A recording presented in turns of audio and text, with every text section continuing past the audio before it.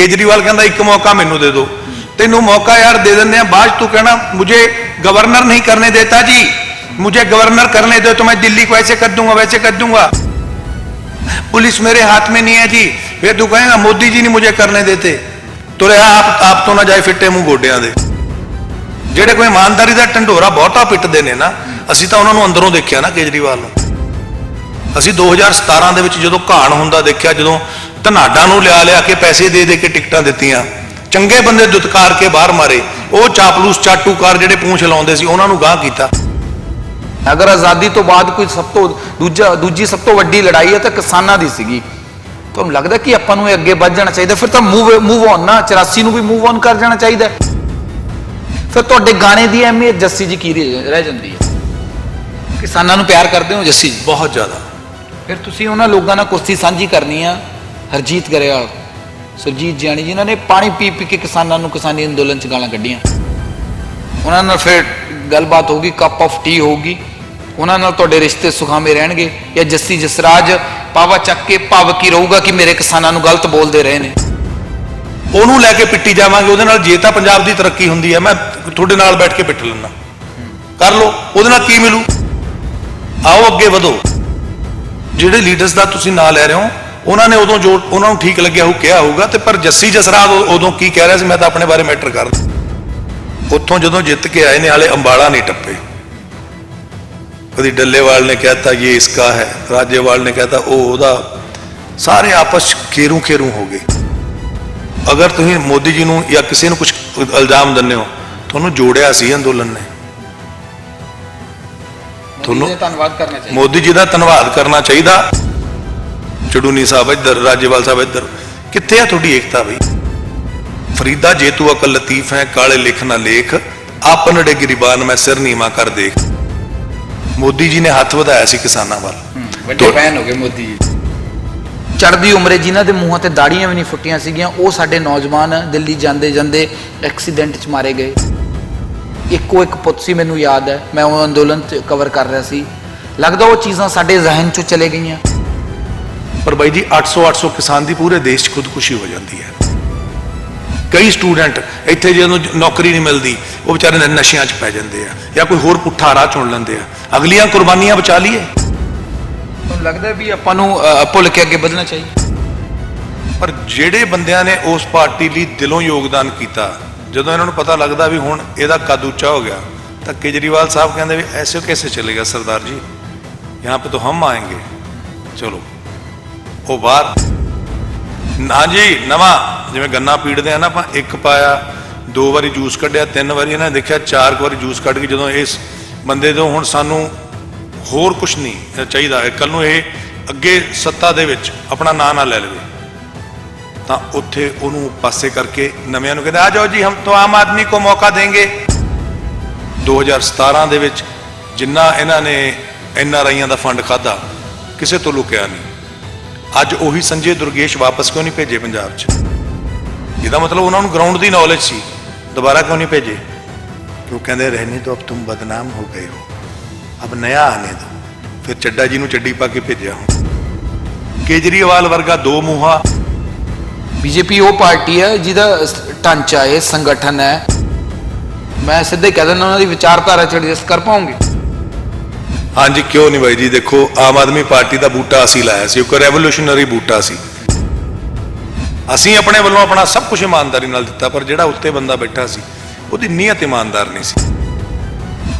ਪਰ ਸਰ, ਤੁਸੀਂ ਆਪਣੇ ਪਿੱਛੇ ਕਿਹਾ ਕਿ ਆਪਾਂ ਨੂੰ ਸੈਂਟਰ ਦੇ ਨਾਲ ਸੁਖਾਵੇਂ ਰਿਸ਼ਤੇ ਬਣਾਉਣੇ ਚਾਹੀਦੇ ਆ, ਪਰ ਤੁਹਾਡੇ ਗਾਣੇ ਤਾਂ ਕਹਿੰਦੇ ਨੇ ਕਿ ਦਿੱਲੀ ਸਾਡੀ ਕਦੇ ਬਣੀ ਨਹੀਂ, ਦਿੱਲੀ ਨੇ ਪੰਜਾਬ ਨਾਲ ਮਤਰੇਈ ਮਾਂ ਦਾ ਸਲੂਕ ਕੀਤਾ। ਇੰਨੀ ਤੁਹਾਡੀ ਇੱਕਦਮ ਕੈਸਟ ਦੀ A ਤੋਂ B ਸਾਈਡ ਕਿਵੇਂ ਹੋ ਗਈ ਜੱਸੀ ਜੀ? ਜੱਸੀ ਜਸਰਾਜ ਨੂੰ ਕੇਸਰੀ ਔਰ ਭਗਵੇ ਦਾ ਡਿਫਰੈਂਸ ਸਮਝਣ ਨੂੰ ਇੰਨੀ ਦੇਰ ਲੱਗੀ? ਪਹਿਲਾਂ ਨਹੀਂ ਪਤਾ ਸੀ ਕਿ ਭਗਵਾ ਔਰ ਕੇਸਰੀ ਇੱਕੋ ਹੈ?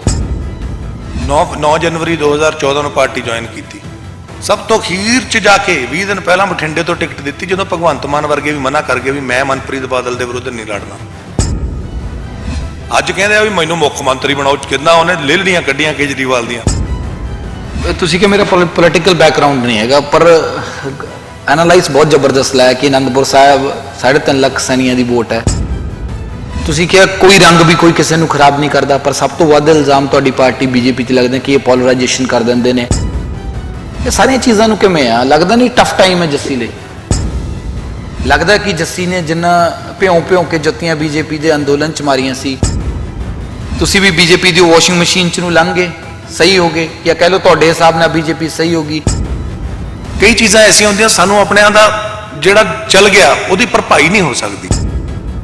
ਆ ਗੁਰਪ੍ਰੀਤ ਪਟੇਲ ਦੇ ਕਿੰਨੇ ਬੰਦੇ ਇਹੋ ਜਿਹੇ ਸੀ ਜਿਹੜੇ ਕਦੀ ਇਧਰ ਉਧਰੋਂ ਚੱਕ ਕੇ ਲੈ ਰਹੇ ਸੀ। ਉਹ ਮੈਂ ਕਿਹਾ ਯਾਰ ਤੂੰ ਉਹ ਬੰਦਿਆਂ ਤੇ 117 ਬੰਦੇ ਇਮਾਨਦਾਰ ਰੱਖੋ, ਤੁਸੀਂ ਨਾਲ ਹੋ ਦੂਜੀਆਂ ਪਾਰਟੀਆਂ ਦੇ ਬੰਦੇ, ਬਟ ਕੋਈ ਸੁਣਦਾ ਨਹੀਂ ਸੀ। ਸਤਿ ਸ਼੍ਰੀ ਅਕਾਲ ਜੀ, ਡੇਲੀ ਪੋਸਟ ਪੰਜਾਬੀ ਵੇਖ ਰਹੇ ਹੋ ਤੁਸੀਂ, ਮੈਂ ਗਗਨ ਸ਼ੁਕਲਾ। ਆਮ ਆਦਮੀ ਪਾਰਟੀ ਦੀ ਗੱਲ ਕਰਦੇ ਹਾਂ। ਜਦੋਂ ਆਮ ਆਦਮੀ ਪਾਰਟੀ ਦਾ ਗਠਨ ਹੁੰਦਾ ਹੈ ਤਾਂ ਪਹਿਲੇ 509 ਦੇ ਵਿੱਚ ਜੱਸੀ ਜਸਰਾਜ ਦਾ ਜ਼ਿਕਰ ਹੁੰਦਾ ਹੈ, ਕਿਉਂਕਿ ਪੰਜਾਬ ਦੇ ਵਿੱਚ 2017 ਦੇ ਵਿੱਚ ਆਮ ਆਦਮੀ ਪਾਰਟੀ ਨੂੰ ਵੱਡੇ ਪੱਧਰ ਤੇ ਜੇ ਗੱਲ ਕਰੀ ਜਾਵੇ ਤਾਂ ਗਰਾਊਂਡ ਤੇ ਲੈ ਕੇ ਜਾਣ 'ਚ ਜੱਸੀ ਜਸਰਾਜ ਦਾ ਵੱਡਾ ਯੋਗਦਾਨ ਰਿਹਾ ਸੀ। ਪਰ ਸਿਆਸੀ ਉਲਟਫੇਰ ਹੁੰਦੀ ਹੈ ਵੋਟਿੰਗ 2022 ਦੀ ਵੋਟਿੰਗ ਤੋਂ ਪਹਿਲਾਂ ਇੱਕਦਮ ਜਿਹੜੇ ਜੱਸੀ ਜਸਰਾਜ ਨੇ ਉਹ ਬੀਜੇਪੀ ਜੁਆਇਨ ਕਰ ਲੈਂਦੇ ਨੇ। तमाम ਗੱਲਾਂ ਦੇ ਸਵਾਲਾਂ ਦੇ ਜਵਾਬ ਨੇ ਜਿਹੜੇ ਬੀਜੇਪੀ ਜੱਸੀ ਜਸਰਾਜ ਤੋਂ ਲੈਣ ਦੀ ਕੋਸ਼ਿਸ਼ ਕਰਾਂਗੇ ਕਿ ਵੋਟਿੰਗ ਤੋਂ ਥੋੜੇ ਦਿਨ ਪਹਿਲਾਂ ਜਦ ਟਿਕਟਾਂ ਦੀ ਵੰਡ ਹੋ ਚੁੱਕੀ ਹੈ ਬੀਜੇਪੀ ਚਲੇ ਗਏ। ਗੱਲਬਾਤ ਕਰਦੇ ਹਾਂ ਸਰ, ਬਹੁਤ ਸਵਾਗਤ ਹੈ ਜੀ। ਹਾਂਜੀ, ਸਤਿ ਸ਼੍ਰੀ ਅਕਾਲ ਜੀ, ਸਤਿ ਸ਼੍ਰੀ ਅਕਾਲ ਸਾਰਿਆਂ ਨੂੰ। ਜਿਹੜਾ ਬੀਜੇਪੀ ਜਾਣਦਾ ਹੈਗਾ ਜੀ, ਉਹ ਸਿਰਫ ਇੱਕੋ ਹੀ ਹੈ ਕਿ ਨੈਸ਼ਨਲ ਪਾਰਟੀਆਂ ਦੋ ਨੇ, ਦੋ ਕੀ ਹੁਣ ਤਾਂ ਡੇਢ ਹੈ, ਕਾਂਗਰਸ ਤਾਂ ਅੱਧੀ ਜੀ ਤਾਂ ਰਹਿ ਗਈ ਹੈ, ਸਿਸਕ ਰਹੀ ਹੈ, ਤੇ ਇੱਕੋ ਹੀ ਨੈਸ਼ਨਲ ਪਾਰਟੀ ਹੈ ਭਾਰਤੀ ਜਨਤਾ ਪਾਰਟੀ, ਜਿਹੜੀ ਪੰਜਾਬ ਲਈ ਤੇ ਦੇਸ਼ ਲਈ ਕੁਝ ਕਰਨਾ ਚਾਹੁੰਦੀ ਹੈ, ਜਿਨ੍ਹਾਂ ਦੀ ਤਾਂਘ ਹੈ ਕਿ ਪੰਜਾਬ ਦਾ ਕਰਜ਼ਾ ਤੇ ਪੰਜਾਬ ਦੇ ਜਿਹੜੇ ਹੋਰ ਮੁੱਦੇ ਨੇ ਉਹਨਾਂ ਨੂੰ ਕਰਪਸ਼ਨ ਰਹਿਤ ਰਾਜ ਪੰਜਾਬ 'ਚ ਦੇ ਕੇ ਹੱਲ ਕੀਤਾ ਜਾਵੇ। ਸੋ ਬੀਜੇਪੀ ਜੁਆਇਨ ਕੀਤੀ ਹੈ। ਤੇ ਆਮ ਆਦਮੀ ਪਾਰਟੀ ਦੀ ਜਿੱਥੋਂ ਤੱਕ ਗੱਲ ਕਰਦੇ ਹੋ, ਸ਼ੁਕਰ ਹੈ ਕਿ ਤੁਸੀਂ ਮੰਨਦੇ ਹੋ ਇਹ ਗੱਲ ਕਿ ਅਸੀਂ 5-7 ਬੰਦੇ ਸੀ ਜਿਨ੍ਹਾਂ ਨੇ ਗਰਾਊਂਡ ਤੋਂ, ਜਦੋਂ ਕੁਝ ਵੀ ਨਹੀਂ ਸੀ ਇਹ ਪਾਰਟੀ 2014 'ਚ, ਆਪਣੇ ਖੂਨ ਪਸੀਨੇ ਨਾਲ ਸਿੰਜੀ ਇਹ ਪਾਰਟੀ, ਪਰ ਜਿਹੜੇ ਬੰਦਿਆਂ ਨੇ ਉਸ ਪਾਰਟੀ ਲਈ ਦਿਲੋਂ ਯੋਗਦਾਨ ਕੀਤਾ, ਜਦੋਂ ਇਹਨਾਂ ਨੂੰ ਪਤਾ ਲੱਗਦਾ ਵੀ ਹੁਣ ਇਹਦਾ ਕੱਦ ਉੱਚਾ ਹੋ ਗਿਆ, ਤਾਂ ਕੇਜਰੀਵਾਲ ਸਾਹਿਬ ਕਹਿੰਦੇ ਵੀ ਐਸੇ कैसे चलेगा सरदार जी, यहाँ पे तो हम आएंगे, ਚਲੋ ਉਹ ਬਾਹਰ।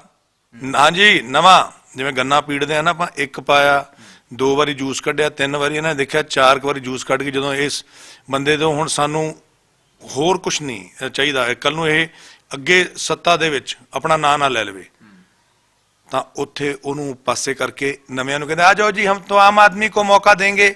ਫਿਰ ਨਵੇਂ ਰਈਸ ਚੁਣ ਲੈਂਦੀ ਹੈ ਇਹ ਪਾਰਟੀ, ਚੁਣ ਕੇ ਫਿਰ ਰਈਸਾਂ ਨੂੰ, ਉਹਨਾਂ ਨੂੰ ਨਵਿਆਂ ਨੂੰ, ਜਿਹੜੇ ਪਹਿਲਾਂ ਸੀ ਉਹ ਸਾਰੇ ਆਜ਼ਾਦੀ ਦੇ ਘਲਾਟੀਏ ਸੀ, ਰੈਵੋਲੂਸ਼ਨ ਵਾਲੇ, ਜਿਹੜੇ ਹੁਣ ਨੇ ਉਹ ਦੇਖਦੇ ਵੀ ਹੁਣ ਸਾਡਾ ਦਾ ਲੱਗ ਜਾਣਾ। ਫਿਰ ਉਹ 2017 ਦੇ ਵਿੱਚ ਜਿੰਨਾ ਇਹਨਾਂ ਨੇ NRIਆਂ ਦਾ ਫੰਡ ਖਾਧਾ, ਕਿਸੇ ਤੋਂ ਲੁਕਿਆ ਨਹੀਂ। ਅੱਜ ਉਹੀ ਸੰਜੇ ਦੁਰਗੇਸ਼ ਵਾਪਸ ਕਿਉਂ ਨਹੀਂ ਭੇਜੇ ਪੰਜਾਬ 'ਚ? ਅੱਜ ਨਵੇਂ ਕਿਉਂ ਭੇਜੇ? ਉਹਨਾਂ ਨੂੰ ਤਾਂ ਪਹਿਲਾਂ ਨੌਲੇਜ ਸੀ ਨਾ 2017 ਵਾਲਿਆਂ ਨੂੰ। 2015 'ਚ ਸੰਜੇ ਸਿੰਘ ਆਇਆ, 16-17 ਤੱਕ ਸੰਜੇ ਸਿੰਘ ਰਿਹਾ, ਦੁਰਗੇਸ਼ ਰਿਹਾ। ਇਹਦਾ ਮਤਲਬ ਉਹਨਾਂ ਨੂੰ ਗਰਾਊਂਡ ਦੀ ਨੌਲੇਜ ਸੀ। ਦੁਬਾਰਾ ਕਿਉਂ ਨਹੀਂ ਭੇਜੇ? ਕਿਉਂ ਕਹਿੰਦੇ ਰਹਿਣੇ ਦੋ, ਅਬ ਤੁਮ ਬਦਨਾਮ ਹੋ ਗਏ ਹੋ, ਅਬ ਨया ਆਨੇ ਦੋ। ਫਿਰ ਚੱਡਾ ਜੀ ਨੂੰ ਚੱਡੀ ਪਾ ਕੇ ਭੇਜਿਆ ਹੁਣ, ਤੇ ਹੁਣ ਨਵੇਂ ਤੌਰ ਤੇ ਫਿਰ ਪਹਿਲਾਂ ਉਦੋਂ ਪੁਰਾਣੇ ਜਰਨੈਲ ਸਿੰਘ ਭੇਜੇ ਸੀ, ਜਿਹੜੇ ਕਿ ਕਰੋਨਾ ਨਾਲ ਦਿੱਲੀ ਦੇ ਵਿੱਚ, ਦਿੱਲੀ ਦੀ ਸਰਕਾਰ, ਕੇਜਰੀਵਾਲ ਦੀ ਸਰਕਾਰ ਹੁੰਦੇ ਹੋਏ ਇੱਕ ਸਰਦਾਰ ਆਦਮੀ, ਉਹ ਬੰਦਾ ਸਿਸਕ ਦਾ ਮਰਿਆ ਇਲਾਜ ਲਈ, MLA ਹੋਣ ਦੇ ਨਾਤੇ ਜਿਹਨੇ ਕੁਰਬਾਨੀ ਕੀਤੀ, ਤੇ ਸਰਦਾਰੀ ਕੌਮ ਸਾਰੀ ਭੁੱਲ ਜਾਂਦੇ, ਕਹਿੰਦੇ ਸਰਦਾਰ ਜੀ ਆਪਕਾ ਹੋ ਗਿਆ, ਬਸ ਚਲੋ ਨਿਕਲੋ ਪਤਲੀ ਗਲੀ ਸੇ। ਹੁਣ ਇੱਕ ਨਵੇਂ ਜਰਨੈਲ ਸਿੰਘ ਲਿਆਂਦੇ ਨੇ ਤਿਲਕ ਨਗਰ ਤੋਂ, ਉਹ ਵੀ ਜਰਨੈਲ ਸਿੰਘ ਹੀ ਹੈ। ਹੁਣ ਨਵੇਂ ਸਰਦਾਰਾਂ ਨੂੰ ਭੁਲਾਉਣ ਲਈ ਵੀ ਹੁਣ ਨਵੇਂ ਜਰਨੈਲ ਸਿੰਘ ਲਿਆ ਕੇ ਨਵਾਂ ਨਾਟਕ ਸ਼ੁਰੂ ਹੋ ਗਿਆ। ਸੋ ਪੰਜਾਬੀਓ, ਕਿਸੇ ਵੀ ਸ਼ਰਾਬੀ ਹੱਥ ਪੰਜਾਬ ਦੇਣ ਤੋਂ ਪਹਿਲਾਂ ਸੋਚ ਲਿਓ ਕਿ ਪੰਜਾਬ ਸਿਸਕ ਰਿਹਾ। ਆਓ ਆਪਾਂ ਦਿੱਲੀ ਵੱਲ ਨੂੰ, ਅਗਰ ਆਪਾਂ ਸੈਂਟਰ ਨਾਲ ਸੁਖਾਵੇਂ ਰਿਲੇਸ਼ਨ ਕਰੀਏ, ਆਓ ਵਿੱਚ ਕੋਈ ਕੇਜਰੀਵਾਲ ਵਰਗਾ ਦੋ ਮੂੰਹਾਂ ਵਿਚੋਲਾ ਨਾ ਪਾ ਕੇ ਕੋਈ ਚੰਗੇ ਲੋਕ ਅੱਗੇ ਲੈ ਕੇ ਆਈਏ, ਚੰਗੀ ਇਮਾਨਦਾਰੀ ਦੀ ਨੀਅਤ ਨਾਲ ਆਓ ਪੰਜਾਬ ਦੀ ਨੁਹਾਰ ਬਦਲਣ ਦੀ ਕੋਸ਼ਿਸ਼ ਕਰੀਏ, ਤੇ ਸੈਂਟਰ ਤੋਂ ਜਿੰਨੀ ਏਡ ਹੋ ਸਕਦੀ ਹੈ, ਕਰਜ਼ਾ ਮਾਫੀ ਦੀ ਆ, ਹੋਰ ਜਿੰਨੇ ਮੁੱਦੇ ਨੇ, ਉਹਨਾਂ ਨੂੰ ਦਰਕਿਨਾਰ ਕਰਕੇ ਇੱਕ ਚੰਗੀ ਸਰਕਾਰ ਬੀਜੇਪੀ ਦੀ ਅਸੀਂ ਇੱਥੇ ਪੰਜਾਬ 'ਚ ਬਣਾਈਏ। ਜੱਸੀ ਜੀ, ਮੈਂ ਸ਼ੁਰੂਆਤ ਕਰੀਏ ਕਿ ਸਾਡੇ ਨਾਲ ਜੱਸੀ ਜਸਰਾਜ ਨੇ, ਪਰ ਬਿੱਕਰ ਸੈਂਟੀਮੈਂਟਲ ਵੀ ਤਾਂ ਹੈਗਾ, ਭਾਵੁਕ ਹੋ ਕੇ ਤੁਸੀਂ ਡਿਸੀਜਨਸ ਲੈਂਦੇ ਹੋ ਮੋਸਟਲੀ। ਲੱਗਦਾ ਹੈ ਕਿ ਇੱਕ ਵਾਰ ਬਿੱਕਰ ਫਿਰ ਸੈਂਟੀਮੈਂਟਲ ਹੋ ਕੇ ਬੀਜੇਪੀ ਚਲੇ ਗਿਆ। ਬੀਜੇਪੀ ਉਹ ਪਾਰਟੀ ਹੈ ਜਿਹਦਾ ਢਾਂਚਾ ਹੈ, ਸੰਗਠਨ ਹੈ, ਉਹਨਾਂ ਦਾ ਬਹੁਤ ਕੁਛ ਹੈ ਆਮ ਆਦਮੀ ਪਾਰਟੀ ਵਾਂਗੂ। ਲੱਗਦਾ ਕਿ ਤੁਸੀਂ ਐਡਜਸਟ ਕਰ ਪਾਓਗੇ? ਮੈਂ ਸਿੱਧਾ ਹੀ ਕਹਿ ਦਿੰਦਾ, ਉਹਨਾਂ ਦੀ ਵਿਚਾਰਧਾਰਾ 'ਚ ਐਡਜਸਟ ਕਰ ਪਾਓਗੇ? ਹਾਂਜੀ, ਕਿਉਂ ਨਹੀਂ ਬਾਈ ਜੀ। ਦੇਖੋ, ਆਮ ਆਦਮੀ ਪਾਰਟੀ ਦਾ ਬੂਟਾ ਅਸੀਂ ਲਾਇਆ ਸੀ, ਇੱਕ ਰੈਵੋਲੂਸ਼ਨਰੀ ਬੂਟਾ ਸੀ। ਅਸੀਂ ਆਪਣੇ ਵੱਲੋਂ ਆਪਣਾ ਸਭ ਕੁਝ ਇਮਾਨਦਾਰੀ ਨਾਲ ਦਿੱਤਾ, ਪਰ ਜਿਹੜਾ ਉੱਤੇ ਬੰਦਾ ਬੈਠਾ ਸੀ ਉਹਦੀ ਨੀਅਤ ਇਮਾਨਦਾਰ ਨਹੀਂ ਸੀ। ਉਹਦੇ ਤੇ ਸਾਡਾ ਹੱਕ ਬਣਦਾ ਸੀ ਕਿ ਇਦਾਂ ਲੌਜ਼ ਨਾ ਚਲਾਓ। ਪਰ ਜਿੱਥੇ ਬੀਜੇਪੀ 'ਚ ਗਏ ਆ, ਆਲਰੇਡੀ ਇੱਕ ਪਲਿਆ ਹੋਇਆ ਬੂਟਾ ਆ, ਤੇ ਉੱਥੇ ਮੈਂ ਕਹਾਂ ਕਿ ਉਹ ਬੂਟਾ ਮੇਰੇ ਹਿਸਾਬ ਨਾਲ ਐਡਜਸਟ ਹੋ ਗਏ, ਇਹ ਇੰਨਾ ਮੈਨੂੰ ਸੋਚਣਾ, ਕਿਸੇ ਨੂੰ ਵੀ ਨਹੀਂ ਸੋਚਣਾ ਚਾਹੀਦਾ। ਸਾਨੂੰ ਉਹਨਾਂ ਦੀ ਵਿਚਾਰਧਾਰਾ ਦੇ ਵਿੱਚ ਐਡਜਸਟ ਹੋ ਕੇ, ਸਾਨੂੰ ਆਪਣੀ ਸਿੱਖੀ ਦੇ, ਸਾਨੂੰ ਸਾਡੇ ਪੰਜਾਬ ਦੇ ਮੁੱਦੇ ਰੱਖ ਕੇ, ਸਾਡੀ ਪੰਜਾਬ ਵਾਸਤੇ ਇੱਕ ਜ਼ਮੀਨ ਤਿਆਰ ਕਰਨੀ ਪਊਗੀ, ਜਿਹਦੇ ਨਾਲ ਸਾਡੇ ਕਿਸਾਨ ਤੋਂ ਲੈ ਕੇ ਨੌਜਵਾਨ ਤੋਂ ਲੈ ਕੇ ਇੰਡਸਟਰੀ ਤੋਂ ਲੈ ਕੇ ਮੈਡੀਕਲ ਸਹੂਲਤਾਂ ਤੋਂ ਲੈ ਕੇ ਸਕੂਲਿੰਗ ਤੋਂ ਲੈ ਕੇ ਐਜੂਕੇਸ਼ਨ, ਐਵਰੀਥਿੰਗ, ਤਾਂ ਕਿ ਪ੍ਰੋਸਪਰ ਕਰ ਸਕੇ, ਕਰਜ਼ਾ ਵੀ ਲਹੇ ਤੇ ਪੰਜਾਬ ਤਰੱਕੀ ਦੀ ਰਾਹ ਤੇ ਵੀ ਜਾਵੇ।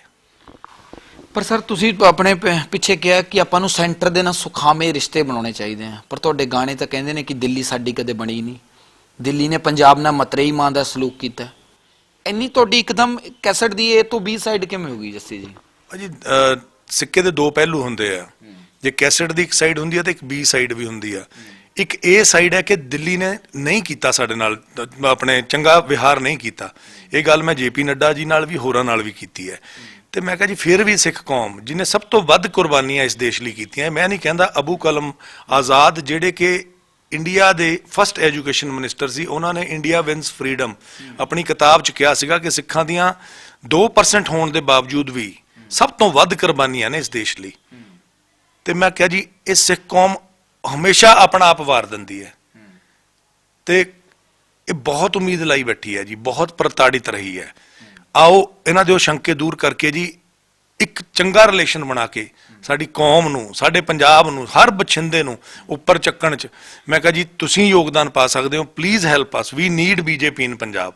ਤਾਂ ਉਹਨਾਂ ਨੇ ਅਸ਼ੋਰੈਂਸ ਦਿੱਤੀ ਹੈ ਕਿ ਦੈਟ ਡੋਂਟ ਵਰੀ ਜੱਸੀ, ਅਸੀਂ ਜਿੰਨੇ ਕੁ ਜੋਗੇ ਹੋਏ ਅਸੀਂ ਪੂਰਾ ਜ਼ੋਰ ਲਾਵਾਂਗੇ ਕਿ ਜਿਹੜੇ ਲੋਕਾਂ ਦੇ ਭਰਮ ਨੇ ਸਾਡੇ ਪ੍ਰਤੀ ਉਹ ਪਾਸੇ ਰੱਖ ਕੇ ਅਸੀਂ ਸੱਚਮੁੱਚ ਪ੍ਰੋਡਕਟਿਵਿਟੀ ਦੇ ਸਕੀਏ ਪੰਜਾਬ 'ਚ। ਪਰ ਜੱਸੀ ਜੀ, ਮੋਸਟ ਆਫ ਸਿੱਖਸ ਨੇ ਜਿਹੜੇ, ਉਹ ਚਾਹੇ ਉਹ ਸਿੱਖ ਜਥੇਬੰਦੀਆਂ ਹੋਣ, ਚਾਹੇ ਬਹੁਤ ਤਰ੍ਹਾਂ ਦੀਆਂ ਤਮਾਮ ਗੱਲਾਂ ਹੋਣ, ਉਹ ਕਹਿੰਦੀਆਂ ਬੀਜੇਪੀ ਤਾਂ ਪੰਜਾਬ ਦੇ ਵਿੱਚ, ਪੰਜਾਬ ਕਹਿ ਲਓ ਪੂਰੇ ਹਿੰਦੁਸਤਾਨ 'ਚ ਹਿੰਦੂ ਰਾਸ਼ਟਰ ਬਣਾਉਣਾ ਚਾਹੁੰਦੀ ਹੈ। ਉਹਨਾਂ ਦਾ ਭਗਵਾ, ਉਹ ਭਗਵੇ ਰੰਗ 'ਚ ਰੰਗਣਾ ਚਾਹੁੰਦੀ ਹੈ। ਉਹ ਤਾਂ ਕਹਿੰਦੇ ਨੇ ਕਿ ਯੋਗੀ ਜਦੋਂ ਪਹਿਲਾਂ ਮੁੱਖ ਮੰਤਰੀ ਬਣਦੇ ਨੇ ਤਾਂ ਗੰਗਾ ਜਲ ਨਾਲ ਆਪਣੇ ਜਿਹੜਾ CM ਰੈਜ਼ੀਡੈਂਸ ਆ ਉਹਨੂੰ ਸਾਫ਼ ਕਰਾਉਂਦੇ ਨੇ। ਤੁਹਾਡੀ ਵਿਚਾਰਧਾਰਾ ਹੋਰ ਹੈ, ਉਹਨਾਂ ਦੀ ਵਿਚਾਰਧਾਰਾ ਹੋਰ ਹੈ। ਭਾਜੀ, ਸੁਮੇਲ ਕਿਵੇਂ ਹੋ ਜੂ? ਕੋਈ ਲਾਲਚ ਤਾਂ ਨਹੀਂ ਹੈ ਜੱਸੀ ਨੂੰ ਪਿੱਛੇ ਕਿ ਮੈਨੂੰ ਕੋਈ ਰਾਜ ਸਭਾ ਹੀ ਮਿਲ ਜੂ ਜਾਂ ਕੋਈ ਵੱਡਾ ਅਹੁਦਾ ਮਿਲ ਜੂ? ਬਾਈ ਜੀ, ਜਿਹੜਾ ਭਗਵਾ ਰੰਗ ਹੈ ਤੇ ਜਿਹੜਾ ਸਾਡਾ ਕੇਸਰੀ ਰੰਗ ਹੈ, ਸਿੱਖੀ ਨਿਸ਼ਾਨ ਸਾਹਿਬ ਉਹ ਵੀ ਕੇਸਰੀ ਹੁੰਦੇ ਆ। ਇਹ ਸਿਰਫ ਵੰਡੇ ਹੋਏ ਨੇ ਮੀਡੀਆ ਰਾਹੀਂ ਜਾਂ ਕੋਈ ਹੋਰ ਲੋਕਾਂ ਰਾਹੀਂ ਵੀ ਭਗਵਾ ਕਰਕੇ ਡਰਾ ਦਿਓ। ਭਗਵਾ ਤੇ ਕੇਸਰੀ ਇੱਕੋ ਹੀ ਹੈ, ਸਿਰਫ ਉਹਦੀ ਹਿੰਦੀ ਡੈਫੀਨੇਸ਼ਨ ਭਗਵਾ ਆ ਤੇ ਉਹਦੀ ਪੰਜਾਬੀ ਡੈਫੀਨੇਸ਼ਨ ਆਪਾਂ ਕਹਿੰਦੇ ਕੇਸਰੀ ਰੰਗ। ਇੱਕੋ ਹੀ ਨੇ, ਦੋਨੋਂ ਇੱਕੋ ਹੀ ਰੰਗ ਹੈ ਜੀ। ਉਹ ਰੰਗਾਂ ਦੇ ਵਿੱਚ ਆਪਣੇ ਆਪਣੇ ਜਿਹੜੇ ਡਿਫਰੈਂਸਿਸ, ਤੁਹਾਡੇ ਧਾਰਮਿਕ ਡਿਫਰੈਂਸਿਸ ਹੋ ਸਕਦੇ ਆ, ਪਰ ਜਿਹੜੇ ਤੁਹਾਨੂੰ ਧਰਮਤਾ, ਉਹ ਤੁਹਾਨੂੰ ਫਲਾਣਾ ਖਾ ਜੂਗਾ, ਤੁਹਾਨੂੰ ਆਹ ਖਾ ਜੂਗਾ। ਧੰਨ ਗੁਰੂ ਗੋਬਿੰਦ ਸਿੰਘ ਜੀ ਨੇ ਆਪਣਾ ਸਾਰਾ ਪਰਿਵਾਰ ਵਾਰ ਕੇ 5 ਪਿਆਰੇ ਸਾਜੇ, ਕੀ ਉਹ ਇੱਕੋ ਜਾਤ ਦੇ ਸੀ? ਨਹੀਂ, ਉਹਨਾਂ ਨੇ ਸਭ ਨੂੰ ਨਿਮੰਤਰਣ ਦਿੱਤਾ।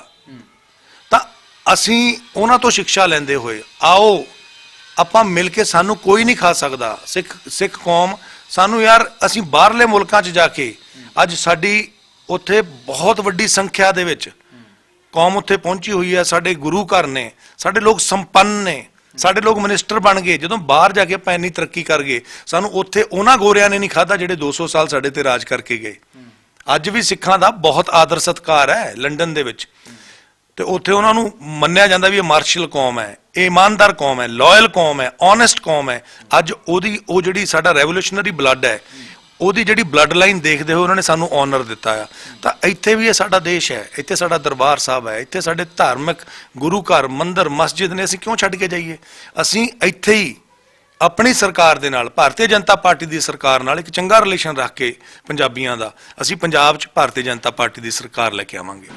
ਜੱਸੀ ਜਸਰਾਜ ਨੂੰ ਕੇਸਰੀ ਔਰ ਭਗਵੇ ਦਾ ਡਿਫਰੈਂਸ ਸਮਝਣ ਨੂੰ ਇੰਨੀ ਦੇਰ ਲੱਗੀ? ਪਹਿਲਾਂ ਨਹੀਂ ਪਤਾ ਸੀ ਕਿ ਭਗਵਾ ਔਰ ਕੇਸਰੀ ਇੱਕੋ ਹੈ?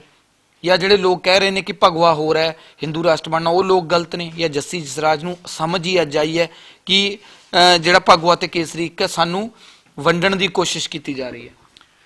ਜਿਹੜਾ ਜੱਸੀ ਜਸਰਾਜ ਕਦੀ ਪੋਲਿਟਿਕਸ 'ਚ ਨਹੀਂ ਸੀ ਆਉਣਾ ਚਾਹੁੰਦਾ। ਜੱਸੀ ਜਸਰਾਜ ਪਹਿਲਾਂ ਵੀ ਆਪਣੇ ਗੀਤਾਂ 'ਚ 2012 'ਚ ਆਈ ਵਾਜ਼ ਨੈਵਰ ਅ ਪੋਲੀਟੀਸ਼ੀਅਨ, ਤਾਂ ਨਾ ਮੇਰੀ ਤੁਸੀਂ 2014 ਤੋਂ ਪਹਿਲਾਂ ਇੱਕ ਵੀ ਫੋਟੋ ਕਿਸੇ ਵੀ ਪੋਲੀਟੀਕਲ ਲੀਡਰ ਨਾਲ, ਕੋਈ ਪੋਲੀਟੀਕਲ ਲੀਡਰ ਹੀ ਦਿਖਾ ਦੇ, ਮੈਂ ਕਦੀ ਕਿਸੇ ਨਾਲ ਹੱਥ ਵੀ ਨਹੀਂ ਮਿਲਾਇਆ। ਜੇਪੀ ਨੱਡਾ ਨਾਲ ਆ ਗਏ। ਸੁਣੋ 2014 ਤੋਂ ਪਹਿਲਾਂ ਦੀ ਗੱਲ ਕਰਦਾ। 2014 'ਚ ਅਗਰ ਕੋਈ ਪਾਰਟੀ ਜੁਆਇਨ ਕੀਤੀ ਤਾਂ ਆਪਣਾ ਕੈਰੀਅਰ, ਆਪਣਾ ਪ੍ਰੋਫੈਸ਼ਨ, 2 ਫਿਲਮਾਂ ਛੱਡ ਕੇ ਮੈਂ ਕਿਹਾ ਯਾਰ ਕੋਈ ਗੱਲ ਫਿਲਮਾਂ ਦਾ ਕਰ ਲਾਂਗੇ ਬਾਈ, ਕੇਜਰੀਵਾਲ ਨੂੰ ਇਸ ਟਾਈਮ ਲੋੜ ਹੈ ਦੀ ਹੈਲਪ ਕਰਦੇ ਆ। ਕੋਈ ਟਿਕਟ ਨਹੀਂ ਮੰਗੀ ਕੇਜਰੀਵਾਲ ਤੋਂ। 9 ਜਨਵਰੀ 2014 ਨੂੰ ਪਾਰਟੀ ਜੁਆਇਨ ਕੀਤੀ। ਸਭ ਤੋਂ ਅਖੀਰ 'ਚ ਜਾ ਕੇ 20 ਦਿਨ ਪਹਿਲਾਂ ਬਠਿੰਡੇ ਤੋਂ ਟਿਕਟ ਦਿੱਤੀ, ਜਦੋਂ ਭਗਵੰਤ ਮਾਨ ਵਰਗੇ ਵੀ ਮਨਾ ਕਰ ਗਏ ਵੀ ਮੈਂ ਮਨਪ੍ਰੀਤ ਬਾਦਲ ਦੇ ਵਿਰੁੱਧ ਨਹੀਂ ਲੜਨਾ। ਅੱਜ ਕਹਿੰਦੇ ਆ ਵੀ ਮੈਨੂੰ ਮੁੱਖ ਮੰਤਰੀ ਬਣਾਓ, ਕਿੱਦਾਂ ਉਹਨੇ ਲੇਲੜੀਆਂ ਕੱਢੀਆਂ ਕੇਜਰੀਵਾਲ ਦੀਆਂ, ਮੈਨੂੰ ਮੁੱਖ ਮੰਤਰੀ ਬਣਾਓ। ਉਦੋਂ ਜਦੋਂ ਉਹਨੂੰ ਕਹਿੰਦਾ ਸੀ ਵੀ ਜਾ ਸੰਗਰੂਰ ਦੇ ਨਾਲ ਬਠਿੰਡਾ ਲੱਗਦਾ, ਤੂੰ ਇਲੈਕਸ਼ਨ ਲੜ ਉੱਥੋਂ, ਮੈਂ ਕਿਹਾ ਮੈਨੂੰ ਅਨੰਦਪੁਰ ਸਾਹਿਬ ਰਹਿਣ ਦੇ। ਅਨੰਦਪੁਰ ਸਾਹਿਬ ਦੇ ਵਿੱਚ ਸਾਡੀ ਅਗਰ ਤੁਸੀਂ ਦੇਖੋਗੇ ਸੈਣੀਆਂ ਦੀ ਵੋਟ ਹੈਗੀ ਆ, 3.5 ਲੱਖ ਵੋਟ ਹੈ ਸੈਣੀਆਂ ਦੀ। ਮੈਂ ਕਿਹਾ ਇੱਥੇ ਸਾਡੇ ਜਿੱਤ ਦੇ ਸਮੀਕਰਨ ਬਣਦੇ ਆ ਬਾਈ, ਮਿਹਨਤ ਹੈ ਤੇਰੀ, ਤੇਰੇ ਸੰਗਰੂਰ ਨਾਲ ਬਠਿੰਡਾ ਲੱਗਦਾ, ਤੇਰੀਆਂ ਰਿਸ਼ਤੇਦਾਰੀਆਂ ਨੇ ਉੱਥੇ, ਤੇਰਾ ਸਾਰਾ ਕੁਝ ਹੈਗਾ, ਠੀਕ ਹੈ, ਤੈਨੂੰ PPP ਦਾ ਤਜਰਬਾ ਉੱਥੇ, ਤੂੰ ਇਲੈਕਸ਼ਨ 'ਚ ਵੀ ਮੇਰੇ ਤੋਂ ਅੱਗੇ ਆ ਲੜਨ ਦੇ ਵਿੱਚ, ਮੈਨੂੰ ਤਾਂ ਹਾਲੇ ਨਵਾਂ ਆਇਆ। ਰਾਦਰ ਦੈਨ ਕਿ ਮੈਨੂੰ ਅਨੰਦਪੁਰ ਸਾਹਿਬ ਤੋਂ ਮੈਂ ਨਹੀਂ ਲੜਦਾ, ਮੈਂ ਤਾਂ ਸੰਗਰੂਰ ਲੜੂ।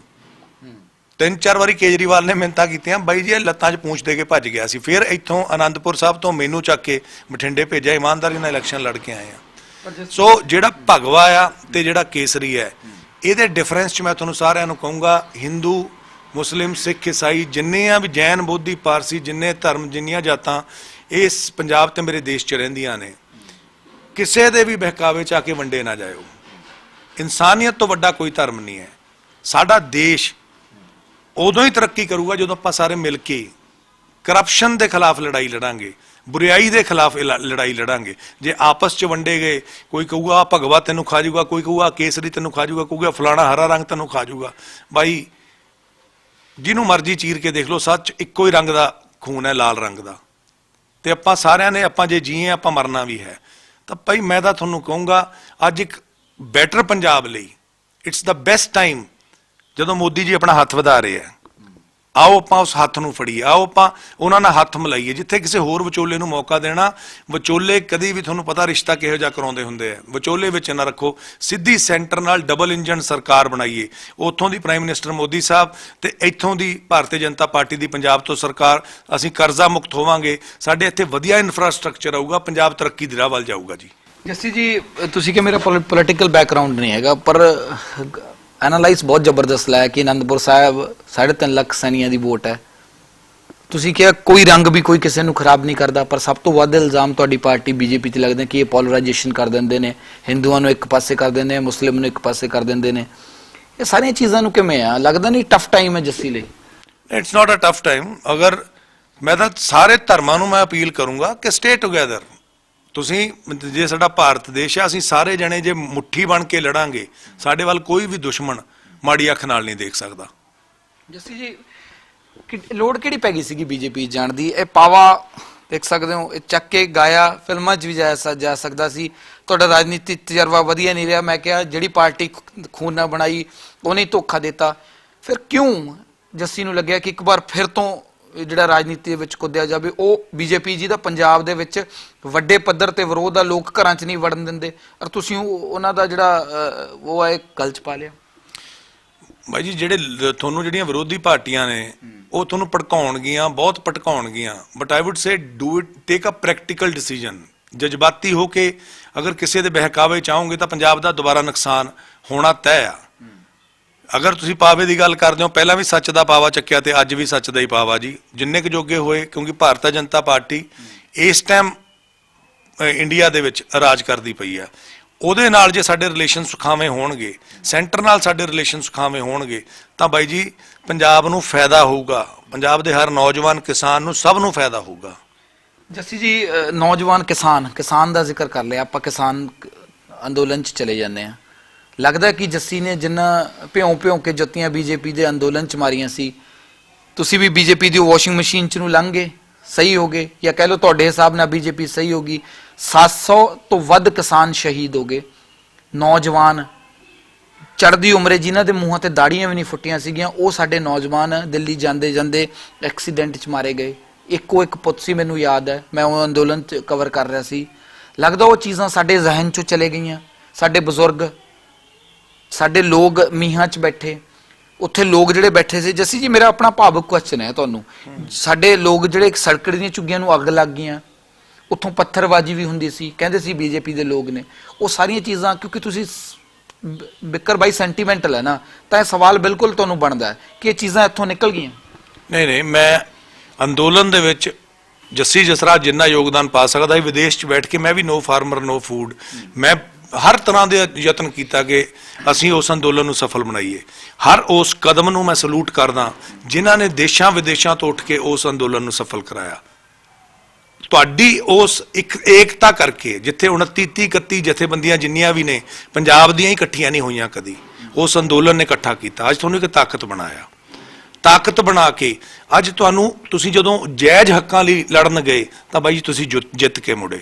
ਮੈਂ ਉਸ ਚੀਜ਼ ਨੂੰ, ਤੁਹਾਡੀ ਸਪਿਰਿਟ ਨੂੰ ਸਲੂਟ ਕਰਦਾ, ਉਹਨਾਂ ਕੁਰਬਾਨੀਆਂ ਨੂੰ ਮੈਂ ਸਲੂਟ ਕਰਦਾ। ਮੇਰੀ ਹਰ ਉਸ ਪਰਿਵਾਰ ਦੇ ਨਾਲ ਸਾਂਤਵਨਾ ਆ ਦਿਲੋਂ, as a sentimental, as a human being ਮੈਂ ਸਲੂਟ ਕਰਦਾ। ਪਰ ਬਾਈ ਜੀ ਉਹ ਚੀਜ਼ ਨੂੰ ਆਪਾਂ there are few dark chapters in life which happen but nobody wants them to happen, ਹੋਣੇ ਨਹੀਂ ਸੀ ਚਾਹੀਦੇ, ਪਰ ਅਗਰ ਹੋਏ ਤਾਂ ਮੈਨੂੰ ਇਹ ਲੱਗਦਾ ਕਿ ਉਹਨੂੰ ਮਨ 'ਚ ਰੱਖੋ, ਪਰ ਉਸ ਤੋਂ ਅੱਗੇ, ਤਾਂ ਕਿ ਹੋਰ ਬੱਚੇ ਨਸ਼ਿਆਂ ਦੀ ਭੇਂਟ ਨਾ ਚੜਨ, ਹੋਰ ਕਿਸਾਨ ਗਲ ਫਰਾਹੇ ਲੈ ਕੇ ਨਾ ਮਰਨ, ਹੋਰ ਸਟੂਡੈਂਟ ਡਰੱਗ ਦੀ ਭੇਂਟ ਨਾ ਚੜਨ, ਸਾਡੀ ਇੰਡਸਟਰੀ ਤਬਾਹ ਨਾ ਹੋਵੇ, ਬਿਜ਼ਨਸਮੈਨ ਕੁਰਲਾਵੇ ਨਾ, ਸਾਡਾ ਪੰਜਾਬ ਚੰਗੀ ਰਾਹ ਵੱਲ ਜਾਵੇ। ਹੋਰ ਕੁਰਬਾਨੀਆਂ ਤਾਂ ਬਚਾ ਸਕਦੇ ਹਾਂ ਬਾਈ ਜੀ, ਉੱਥੇ ਕੱਲੀਆਂ 700 ਜਾਂ 750 800 ਲਾ ਲਓ, ਪਰ ਬਾਈ ਜੀ 800 ਕਿਸਾਨ ਦੀ ਪੂਰੇ ਦੇਸ਼ 'ਚ ਖੁਦਕੁਸ਼ੀ ਹੋ ਜਾਂਦੀ ਹੈ।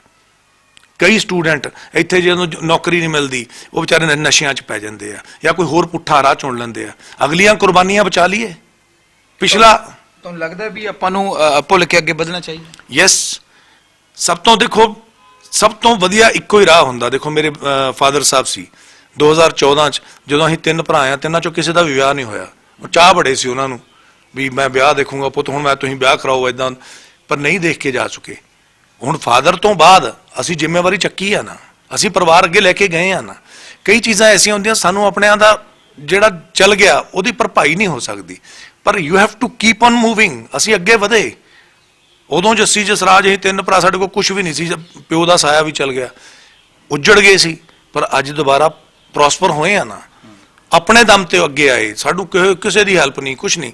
ਉਵੇਂ ਹੀ ਮੈਂ ਕਹੂੰਗਾ ਬਾਈ ਜੀ, ਜਿਹੜਾ ਡਾਰਕ ਚੈਪਟਰ ਹੈ ਉਹ ਕਦੀ ਭੁਲਾਇਆ ਨਹੀਂ ਜਾ ਸਕਦਾ। That has been written in the history, but there are compensating moves now. ਅੱਗੇ ਵਧੋ, ਆਓ ਜੁੜੋ ਯਾਰ। ਆਪਾਂ ਪ੍ਰੈਕਟੀਕਲ ਦੇਖੀਏ। ਅਗਰ ਕੋਈ ਵਿੱਚ ਵਿਚੋਲਾ ਤੁਹਾਨੂੰ ਕਹੂਗਾ ਮੈਂ ਤੈਨੂੰ ਸੈਂਟਰ ਤੋਂ ਲੈ ਕੇ ਦਊਂਗਾ, ਤੇ ਬਾਈ ਯਾਰ ਵਿਚੋਲਾ ਨਾ ਰੱਖੋ, ਸੈਂਟਰ ਨਾਲ ਸਿੱਧੀ ਗੱਲ ਕਰੋ। ਅਗਰ ਬੀਜੇਪੀ ਦੀ ਸਰਕਾਰ ਜਦੋਂ ਇੱਥੇ ਆ ਜਾਂਦੀ ਹੈ ਤੇ ਅਸੀਂ ਕੋਈ ਚੰਗਾ ਨਹੀਂ ਡਿਲੀਵਰ ਕਰਦੇ, ਤੁਹਾਡੇ ਕੋਲ ਵੋਟ ਦੀ ਤਾਕਤ ਹੈ ਨਾ, ਇਹ ਤਾਂ ਤੁਹਾਡੀ ਕੋਈ ਤਾਕਤ ਨਹੀਂ ਖੋਂਦਾ, ਇਹ ਤੁਹਾਡੇ ਤੋਂ ਕੋਈ ਥੋਪੂਗਾ ਥੋੜੀ ਨਾ। ਇੱਕ ਸਾਲ 'ਚ ਬਾਈ ਜੀ 365 ਦਿਨ ਹੁੰਦੇ ਆ, 5 ਸਾਲਾਂ 'ਚ 1825 ਦਿਨ। ਮੈਂ ਹਰ ਪ੍ਰਚਾਰ ਦੇ ਵਿੱਚ ਇੱਕੋ ਹੀ ਗੱਲ ਸਮਝਾਈ ਆ ਲੋਕਾਂ ਨੂੰ ਕਿ ਗੁਰਦੁਆਰੇ ਜਾਓ, ਮੰਦਿਰ ਜਾਓ, ਮਸਜਿਦ ਜਾਓ, ਗਿਰਜਾ ਘਰ ਜਾਓ, ਹਰ ਜਗ੍ਹਾ ਨਤਮਸਤਕ ਹੋ, ਪਰ ਤੁਹਾਡੀ ਤਕਦੀਰ, ਤੁਹਾਡਾ ਜਿਹੜੀ ਵੋਟ ਹੈ ਤੁਹਾਡੀ ਰੱਬ ਹੈ, ਇਹਨੇ ਤੁਹਾਡੀ ਤਕਦੀਰ ਬਦਲਣੀ ਹੈ। ਤੇ ਜੇ ਸੋਚ ਕੇ ਸਮਝਦਾਰੀ ਨਾਲ ਪਾਉਂਗੇ, ਜਿਹੜਾ ਕੋਈ ਕਹਿੰਦਾ ਇੱਕ ਮੌਕਾ ਮੈਨੂੰ ਨਾ ਲਓ, ਕੇਜਰੀਵਾਲ ਕਹਿੰਦਾ ਇੱਕ ਮੌਕਾ ਮੈਨੂੰ ਦੇ ਦਿਓ, ਤੈਨੂੰ ਮੌਕਾ ਯਾਰ ਦੇ ਦਿੰਦੇ ਆ, ਬਾਅਦ ਤੂੰ ਕਹਿਣਾ मुझे गवर्नर नहीं करने देता जी, मुझे गवर्नर करने दो तो मैं दिल्ली को ऐसे कर दूंगा वैसे कर दूंगा, पुलिस मेरे हाथ में नहीं है जी। फिर तू कहेगा मोदी जी नहीं मुझे करने देते, तुरे आप तो ना जाए फिट्टे मुंह गोडियां दे। ते यही केजरीवाल है ਜਿਹਦੀ ਸਾਲੀ ਦਾ ਮੁੰਡਾ 10 ਕਰੋੜ ਰੁਪਇਆ ਉਹਦੇ ਤੇ ਰਿਸ਼ਵਤ ਦੇ ਇਲਜ਼ਾਮ ਲੱਗਦੇ ਪਏ ਆ। ਕਾਂਗਰਸ ਦੇ ਵੀ ਹੋ ਗਿਆ। ਹਾਂ, ਇੱਥੇ ਕਾਂਗਰਸ ਦਾ ਦੇਖ ਲਓ, ਆ 3 ਮਹੀਨੇ ਲਈ ਤਾਂ ਜੈ ਸ਼ਾਹ ਤੇ ਵੀ ਬਹੁਤ ਲੱਗਦੇ ਨੇ ਬਾਈ ਜੀ। ਮੈਂ ਕਹਿੰਦਾ ਜੋ ਵੀ ਤੁਹਾਨੂੰ ਲੱਗਦਾ ਉਹਨੂੰ ਪ੍ਰੂਵ ਹੋਣ ਦਿਓ ਕੋਰਟ ਦੇ ਵਿੱਚ, ਪਰ ਜਿਹੜਾ ਬੰਦਾ ਤੁਹਾਨੂੰ ਲੱਗਦਾ ਪ੍ਰੂਵ ਹੋ ਗਿਆ, don't give them a chance। ਜਿਹੜੇ ਕੋਈ ਇਮਾਨਦਾਰੀ ਦਾ ਢੰਡੋਰਾ ਬਹੁਤਾ ਪਿੱਟਦੇ ਨੇ ਨਾ, ਅਸੀਂ ਤਾਂ ਉਹਨਾਂ ਨੂੰ ਅੰਦਰੋਂ ਦੇਖਿਆ ਨਾ ਕੇਜਰੀਵਾਲ ਨੂੰ। ਅਸੀਂ 2017 ਦੇ ਵਿੱਚ ਜਦੋਂ ਘਾਣ ਹੁੰਦਾ ਦੇਖਿਆ, ਜਦੋਂ ਧਨਾਡਾ ਨੂੰ ਲਿਆ ਕੇ ਪੈਸੇ ਦੇ ਕੇ ਟਿਕਟਾਂ ਦਿੱਤੀਆਂ, ਚੰਗੇ ਬੰਦੇ ਦੁਤਕਾਰ ਕੇ ਬਾਹਰ ਮਾਰੇ, ਉਹ ਚਾਪਲੂਸ ਚਾਟੂਕਾਰ ਜਿਹੜੇ ਪੂੰਛ ਲਾਉਂਦੇ ਸੀ ਉਹਨਾਂ ਨੂੰ ਗਾਂਹ ਕੀਤਾ। ਮੈਂ ਕਿਹਾ ਕੀ ਹੋ ਰਿਹਾ ਯਾਰ, ਜਿਨ੍ਹਾਂ ਨੂੰ ਅਸੀਂ ਚੰਗੀ ਤਰ੍ਹਾਂ ਦੇਖਿਆ ਤੇ ਜਾਣਿਆ, ਜਿਨ੍ਹਾਂ ਨੂੰ ਮੈਂ ਕੋਲੋਂ ਦੇਖਿਆ, ਮੈਂ ਤਾਂ ਉਹਨਾਂ ਦਾ ਦੱਸ ਸਕਦਾ ਜੀ। ਜੱਸੀ ਜੀ ਇੱਕ ਸਵਾਲ ਲੈ ਲੈਣਾ। ਤੁਸੀਂ ਕਿਹਾ ਕਿ ਆਪਾਂ ਨੂੰ ਇਹ ਜਿਹੜਾ ਡਾਰਕ ਚੈਪਟਰ ਹੈ ਕਿਸਾਨਾਂ ਦਾ, ਜੇ ਸ਼ਹਾਦਤਾਂ ਇਹਨਾਂ ਨੂੰ ਭੁੱਲ ਕੇ ਅੱਗੇ ਵਧਣਾ ਚਾਹੀਦਾ, ਦੇਸ਼ ਦੀ ਤਰੱਕੀ ਲਈ ਜਾਣਾ ਚਾਹੀਦਾ। ਪਰ ਤੁਹਾਡੇ ਇੱਕ ਲੈਟ ਮੀ ਫਿਨਿਸ਼ ਨਾ, ਤੁਹਾਡੇ ਗਾਣੇ ਦੀ ਜਿਹੜਾ ਨੈਸ਼ਨਲ ਵਿਲੇਜਰ ਸੀਗਾ, ਕਹਿੰਦੇ ਨੇ ਕਿ 84 ਨੂੰ ਭੁੱਲੋ ਅੱਗੋਂ, ਤੁਸੀਂ ਮਾੜਾ ਜਿਹਾ ਮੈਨੂੰ ਸੁਣਾ ਦੋਗੇ? ਤੁਸੀਂ ਕਿਹਾ ਸੀ 84 ਨੂੰ ਕਹਿੰਦੇ ਨੇ ਕਿ ਭੁੱਲ ਕੇ ਅੱਗੇ ਵਧੋ, ਮਨ ਮੇਰਾ ਮੋਹ ਗਿਆ, ਹੈ ਕੁਛ ਯਾਦ ਤੁਹਾਨੂੰ? ਉਹ ਗਾਣਾ ਹੈ ਜੀ, ਹੋ ਤੱਤਾ ਪਿਆ ਤੇਜ਼ਾਬ, ਓਏ ਲੋਕੋ ਤੱਤਾ ਰਹੂ ਤੇਜ਼ਾਬ, ਉਬਲਦਾ ਰਹਿਣ ਬੇਹਿਸਾਬ 84 ਚੇਤੇ ਕਰਕੇ, ਉਹ ਦਿੱਲੀ ਰੋਂਦੀ ਰੋਵੇ ਪੰਜਾਬ 84 ਚੇਤੇ ਕਰਕੇ, ਅੱਜ ਵੀ ਰੋਂਦਾ ਮੇਰਾ ਪੰਜਾਬ 84 ਚੇਤੇ ਕਰਕੇ, ਉਹ ਚਿੱਟੀਆਂ ਚੁੰਨੀਆਂ ਨੈਣੀ ਹੰਝੂ, ਕੋਈ ਜਾ ਕੇ ਦਰਦ ਵੰਡਾਏ, ਫੋਟੋ ਲਾ ਸੀਨੇ ਨਾਲ ਰੋਂਦੀਆਂ ਜਿਨ੍ਹਾਂ ਲਾਲ ਗਵਾਏ। ਇਹ ਅਸੀਂ ਤੇਜ਼ਾਬ 1984 ਪੂਰੀ ਇੱਕ ਐਲਬਮ ਕੀਤੀ ਸੀ। ਮੈਂ ਸੁਣੀ ਹੈ, ਮੈਂ ਫੈਨ ਵੀ ਹਾਂ ਤੁਹਾਡਾ। ਪਰ 84 ਨੂੰ ਭੁੱਲ ਕੇ ਅੱਗੇ ਵਧਣ 'ਚ ਕੀ ਦਿੱਕਤ ਹੈ ਫਿਰ? ਤੁਸੀਂ ਕਿਹਾ ਮੈਨੂੰ ਕਹਿੰਦੇ ਨੇ ਕਿ ਜਦੋਂ 84 ਭੁੱਲ ਕੇ ਅੱਗੇ ਵਧਣ ਤਾਂ ਮੇਰੇ ਬਲਬਲੇ ਖੜੇ ਹੋ ਜਾਂਦੇ ਨੇ, ਰੌਂਗਟੇ ਖੜੇ ਹੋ ਜਾਂਦੇ ਨੇ। ਉਹ ਫੋਟੋਆਂ ਮਨ ਨੂੰ ਲਾ ਕੇ ਉਹ ਲੋਕ, ਕਿਉਂਕਿ ਬਹੁਤ ਵੱਡਾ ਨਰਸੰਹਾਰ 84 'ਚ ਹੋਇਆ ਸੀਗਾ। ਇਹੀ ਚੀਜ਼ ਕਿਸਾਨੀ ਅੰਦੋਲਨ ਹੈ। ਅਗਰ ਆਜ਼ਾਦੀ ਤੋਂ ਬਾਅਦ ਕੋਈ ਸਭ ਤੋਂ ਦੂਜੀ ਸਭ ਤੋਂ ਵੱਡੀ ਲੜਾਈ ਹੈ ਤਾਂ ਕਿਸਾਨਾਂ ਦੀ ਸੀਗੀ।